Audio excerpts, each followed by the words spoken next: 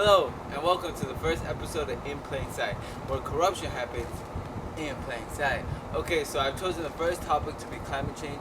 I believe climate change is the most important issue that we need to solve as a species in order to preserve our species.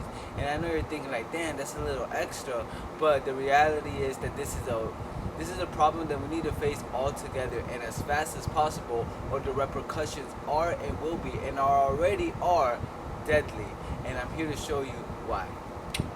Okay, so what is climate change? Climate change is the terminology and the word that we use to describe our climate changing either regional or worldwide because of the increased production of greenhouse gases, specifically CO2. Production of greenhouse gases is 24/7, and that is because of our need of energy.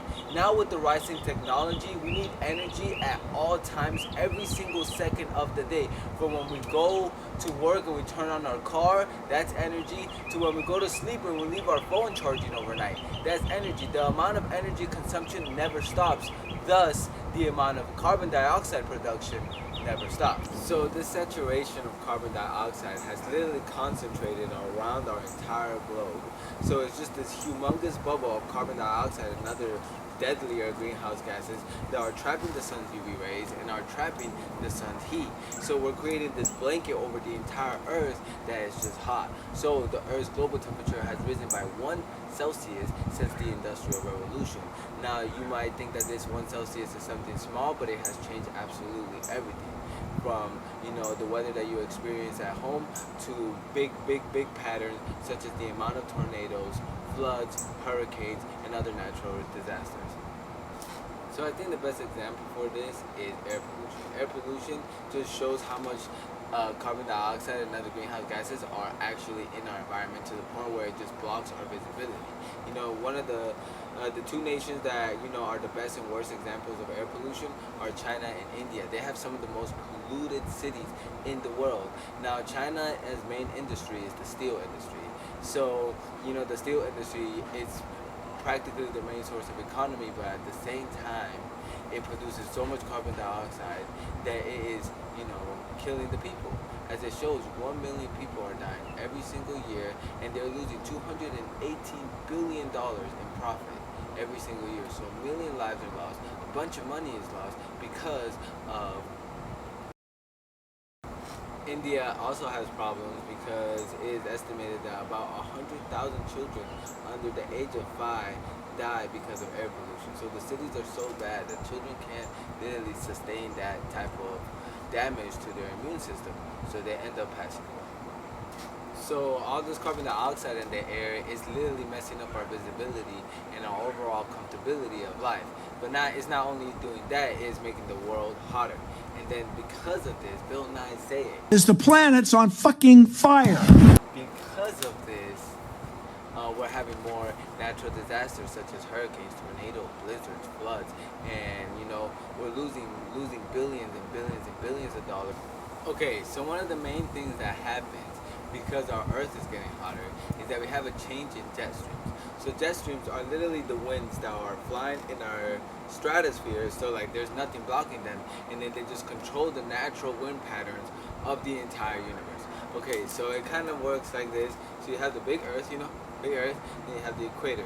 You have two main drifts, jet streams. You got the subtropical jet stream, and then you got the polar jet stream, which flows towards the polar, the subtropical jet stream towards the equator. So this air is hot, it goes up, hot air rises. We all know that. Boom, boom, boom, boom, boom. But as the earth is rotating, it turns it to the right. So as it's turning to the right, it literally goes up, and then it goes down, and it's not necessarily just symmetrical. There's multiple jet streams. One big one over here. There's maybe a little small one over here, but mainly there are huge wind patterns that control the entire Earth, as you can see in this picture. Okay, so what happened? Okay, so this is how jet streams work. You got the jet stream, and it's going down, and then it goes up and makes a wave. Everything inside the wave is going to be cold because it's coming from cold temperatures in the north, and they're pocketed in this area. Now everything that's underneath the wave over here or over here is going to be hot. So if we look at this map right here of the United States, you can see that everything in that circle, like I was telling you, it's cold and everything. Basically, Florida is just hot. So that's why Chicago reached some temperatures of negative 60 degrees this in 2018. And Florida reached some of its hottest temperatures, 103 degrees, a couple months ago in Gainesville. So you see, now it's like, oh, but doesn't this just naturally happen? Okay, but since the whole world is getting hotter, we're having less pressure differences. Because the cold air in the north is basically not that cold, and the hot air over here has always been hot. So you're over here getting less pressure because there's less differences in temperature. Now, how does that affect the whole system? It makes the whole system move slower. If there's less pressure, the wind patterns that are happening throughout the entire world are going to be slower. So the temperatures that you experience in Chicago, which are cold, are going to stay colder longer because they're inside that bubble. And temperatures like Florida, it's always going to be hot, but sometimes it gets kind of chilly, but it's really just hot. So what's really going on even more? What is really going on even more is that is just building on top of the other natural disasters that are happening even more because of climate change. Okay, so because the overall earth is getting hotter, that means that we're having more precipitation. So the earth is just booming us with heat, and then all the air, all the water that's in the environment is just going up, causing more precipitation. This causes for heavier thunderstorms. This causes for more tornadoes, and this causes for more rain. This rain in the north and these areas of the Midwest of the United States are already like in sheets of ice because it's so cold. So it's getting flooded with even more water that creates even more cold temperatures, and then this water is just getting accumulated somewhere, and then it's causing more floods. As you can see in the Missouri River has literally quadrupled in water because of this simple addition of climate disasters. One, and then two, and then they beat it up, and then you make the whole world's getting hotter.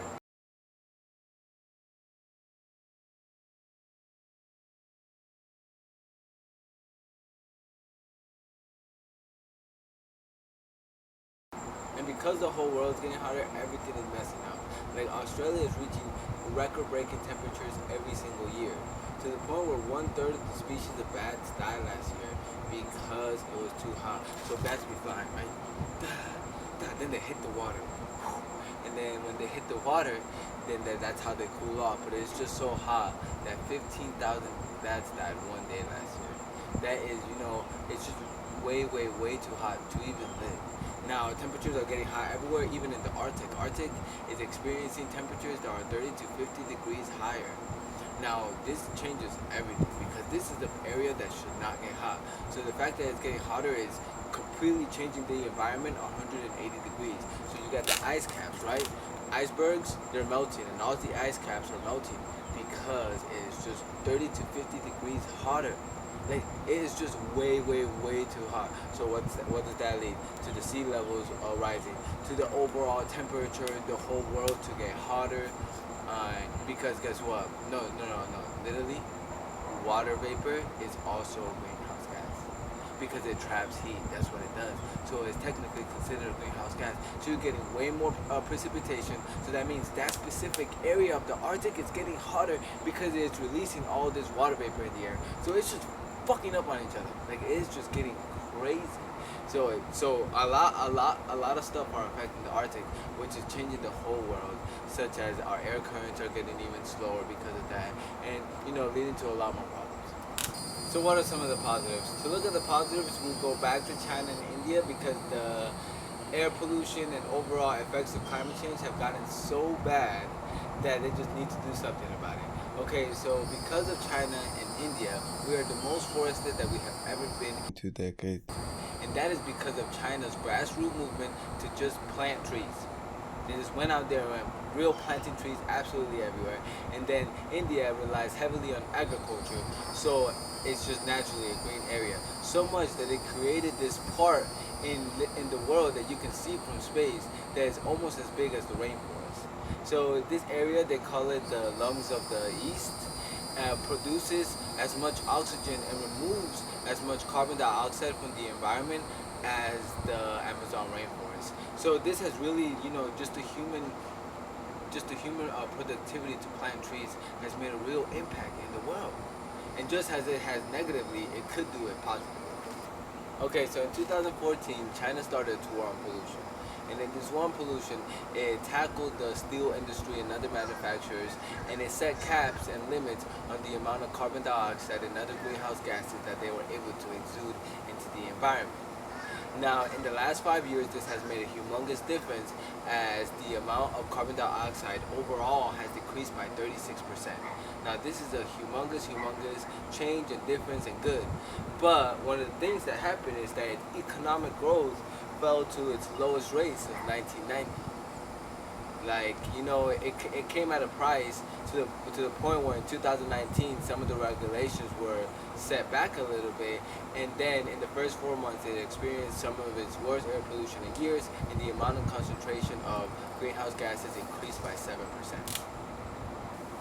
India is the first country to try an economic approach on handling air pollution and overall global warming in general. So it is offering companies the ability to buy and sell what their cap is on the amount of pollutants that they are able to exude in the environment. Now, you know, it's like if you're a company that cares about the environment, then you are going to benefit because you're not releasing that much carbon dioxide into the environment, and you can sell that. You know, you can sell that efficiency. Now, if you're a company that produces a lot, then you're going to have to buy some of that. And it overall keeps the entire cap, and it is the cheapest way to handle it from a government standpoint and from an industry standpoint, is what they say. The truth is, in the United States, you know, these problems are affecting us every single day and are affecting our entire nation.